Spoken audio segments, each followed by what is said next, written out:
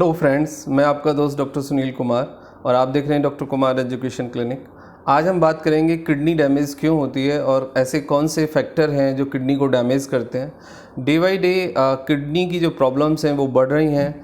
लोगों को kidney damage हो जाती है या लोग कई बार देखा जाता है कि अपनी जो लाइफ है उसको डायलिसिस के साथ या कुछ दवाइयों के साथ या कुछ और सपोर्ट के साथ ही पूरा करते हैं। और किडनी डिसीज़ बहुत कॉमन है। इंडिया में day by day kidney disease के केस बढ़ रहे हैं और किडनी डिसीज़ में जो कॉम्प्लिकेशंस हैं वो भी बढ़ रही हैं। और किडनी डिसीज़ का कई बार ये देखा जाता है कि कुछ लोगों को पता भी नहीं लगता है कि उनको कोई किडनी की प्रॉब्लम है, लेकिन जब वो कोई टेस्ट कराते हैं, अल्ट्रासाउंड कराते हैं या फिर कुछ और तकलीफ़ उन्हें होती है तो सडन पता लगता है कि उन्हें किडनी डैमेज हो गई है या किडनी ख़राब हो गई है या किडनी अच्छे से काम नहीं कर रही है।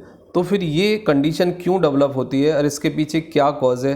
तो आज मैं आपको 5 क्लिनिकल कॉज बताऊंगा जो कि डायरेक्टली किडनी को डैमेज करने के लिए रिस्पॉन्सिबल हैं और जो डे टू डे लाइफ में हमारे साथ डायरेक्टली और इनडायरेक्टली कनेक्टेड भी हैं। अवेयर नहीं है हम और उन चीज़ों के साथ हम मूव कर रहे हैं और पता ये लगता है कि उनका फाइनल रिजल्ट हमारी किडनी डैमेज हो जाती है। सबसे पहले हाइपरटेंशन। यदि आपको ब्लड प्रेशर है तो आप ब्लड प्रेशर को मैनेज करिए। यदि आप ब्लड प्रेशर लाइफस्टाइल मॉडिफिकेशन से और फूड रिस्ट्रिक्शंस के साथ, यदि आप लाइफस्टाइल मॉडिफिकेशन के बाद भी ब्लड प्रेशर को नहीं मैनेज कर पा रहे हैं तो आप अपने डॉक्टर की जो प्रिस्क्राइब मेडिसिन है वो लें या इमीडिएटली आप डॉक्टर से मिलें।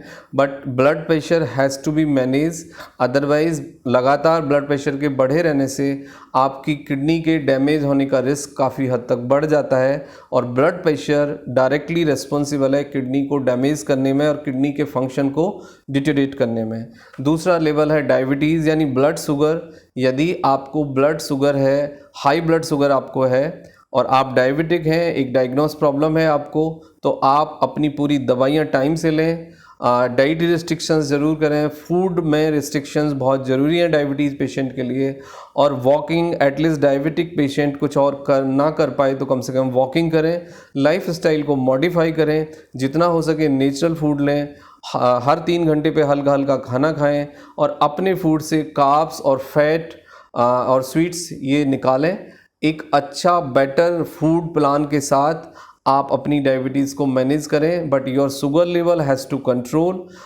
Empty blood sugar should be under 150 and after food 120, यानी 150 और 120 से नीचे ही आप अपना ब्लड शुगर रखें। And your HbA1c has to be less than 8।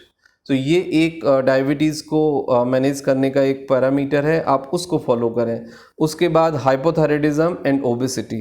बहुत सारे लोगों में देखा जाता है कि थायराइड का प्रॉब्लम उन्हें होता है लेकिन वो टेस्ट नहीं कराते या टेस्ट भी करा लेते हैं तो दवाई नहीं लेते। और कई बार ये देखा जाता है कि एक डायग्नोस प्रॉब्लम के बाद फिजिशियन एक दवाई लिख देता है लेकिन कुछ दिन के बाद लोग उस दवाई को बंद कर देते हैं ये सोच के कि अब तो वो ठीक हो गए। और कुछ दिन के बाद पता लगता है कि थायराइड के कारण या तो आर्थराइटिस, जॉइंट की बीमारी आ जाती है, या फिर डायबिटीज़ हो जाती है, या फिर ओबीज हो जाते हैं लोग, या फिर किडनी डैमेज कर बैठते हैं। तो हाइपोथायराइडिज्म हो या हाइपरथायराइडिज्म, दोनों का ही क्रिटिकल मैनेजमेंट बहुत ज़रूरी है। आप अपने TSH को नॉर्मल रेंज में रखें। नो मैटर आप क्या दवाई ले रहे हैं, किस एज में हैं और आप क्या करते हैं, आपका क्या स्टेटस है। But sugar level, blood pressure level and the thyroid का level has to be control in all the condition. ये तीनों चीज़ें डायरेक्टली किडनी को डैमेज करती हैं। उसके बाद ओबेसिटी है, लगातार मोटापे का बढ़ना। फिर हम कुछ पेन किलर का भी एक रोल है, यानी कि जो पेन मैनेजमेंट वाली दवाइयाँ हैं और स्टीरॉइड्स हैं, ये दोनों ही कैटेगरी की दवाइयाँ विदाउट डॉक्टर कंसल्टेशन ना लें। और इन दवाइयों का जितना आप कम इस्तेमाल लाइफ में करें वो आपके लिए बहुत हेल्दी प्रैक्टिस होगी। पेन किलर मिनिमम लेना चाहिए, इमरजेंसी में लेना चाहिए। Pain killer is never be the regular practice and the steroid is a very advance मतलब एक बहुत ही ज़्यादा एक्टिव, बहुत ही हाई लेवल ऑफ रिएक्शन वाली दवाइयाँ होती हैं स्टीरॉयड, जो कि लाइफ के प्रोसेस को डायरेक्टली प्रभावित करती हैं।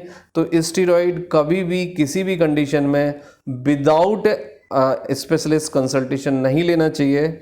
एंड डॉक्टर्स को भी चाहिए कि स्टेरॉइड का सपोर्ट एक लास्ट ऑप्शन होता है, ना कि नॉर्मल रेगुलर प्रैक्टिस। आजकल some doctors are prescribing the painkiller and the steroid left and right, that is damaging the kidney and liver. तो इससे बचने की आवश्यकता है। यदि आप कोई स्टेरॉइड या पेन किलर लेते हैं तो स्टेरॉइड भी सेफ कैटेगरी के स्टेरॉइड अवेलेबल है और पेन किलर भी, तो आप सेफेस्ट ऑप्शन पे जाएं, उसकी राइट डोज पे जाएं with the supervision of the specialist. फिर नशा है आपका किसी भी तरह का, अल्कोहल है, तंबाकू है, गुटखा है और दूसरे टाइप के नशे हैं, और आपके खाने में एक्सेसिव सॉल्ट एंड फैट, सो ये आपकी किडनी को डैमेज करते हैं। तो इन 5 पैरामीटर्स को न केवल समझने की ज़रूरत है, इनको कंट्रोल और मैनेज करने की भी ज़रूरत है यदि आपको अपनी किडनी को सेफ रखना है और आपको फ्यूचर में आप अपनी किडनी को यदि बचाना है तो। Thank you very much, take care yourself.